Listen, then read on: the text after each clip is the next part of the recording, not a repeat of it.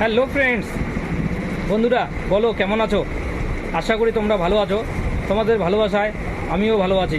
তো যাই হোক, তোমাদের ভালোবাসায় আজকে আমার 10K কমপ্লিট হয়ে গেল। তো বন্ধুরা, আজকে এসেছি একটা নতুন ভিডিও নিয়ে। তো ভিডিওটা হচ্ছে কি, অনেকেই অনেক আশা করে কি করে বন্ধুরা, ব্লুটুথ মাইক্রোফোন কেনে। তো মাইক্রোফোন কেনার পরে কি করে যে এটা নষ্ট হয়ে গেছে।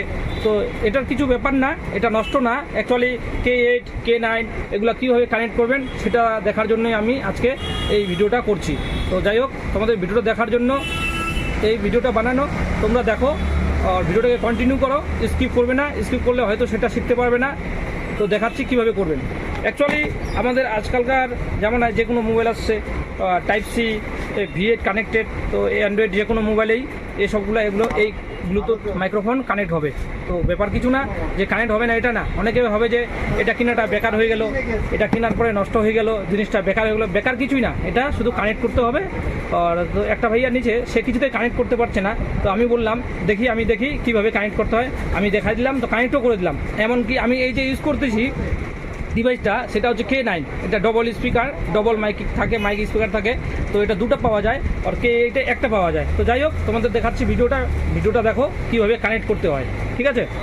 তবে আজকালকার জামানায় আজকে আমাদের সাধারণত অ্যান্ড্রয়েড মোবাইল। তো যাই হোক, এই একটা মোবাইলে গিয়ে আপনাকে প্লে স্টোরে গিয়ে সার্চ করতে হবে ওপেন ক্যামেরা। তো এই প্লে স্টোরে গিয়ে ওপেন ক্যামেরা সার্চ করবেন। এই ওপেন ক্যামেরা অ্যাপসটা দেখেন ভালো করে, এই ওপেন ক্যামেরা অ্যাপসটা, ঠিক আছে? তো অনেকেই বলে, ভাই আমাদের মোবাইলে তো সাপোর্ট নেয় না। এই মাইক্রোফোনটা কিনেছে শখের বশতে, এই K8 K9 এগুলা যে কোনো মোবাইলেই সাপোর্ট করবে, এটা মাইক্রোফোন কোয়ালিটি।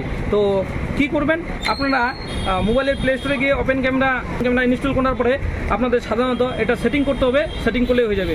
তো সাধারণত ভয়ের কিছু কারণ নেই, আপনারা যে কেউ কিনতে পারো। আমাদের আজকালকার যে মোবাইল আছে, সব মোবাইলেই এই K8 K9 সাপোর্ট নেবে। তো ওপেন ক্যামেরা ওপেন করার পরে আপনারা সেটিং করে নেবেন, তাতেই হয়ে যাবে। তাতে রেকর্ডিং করবেন, তাতেই আপনাদের কাজ সাকসেস হবে। ভিডিওটি ভালো লাগলে লাইক করবেন এবং শেয়ার করে অন্যজনকে দেখার সুযোগ করে দেবেন।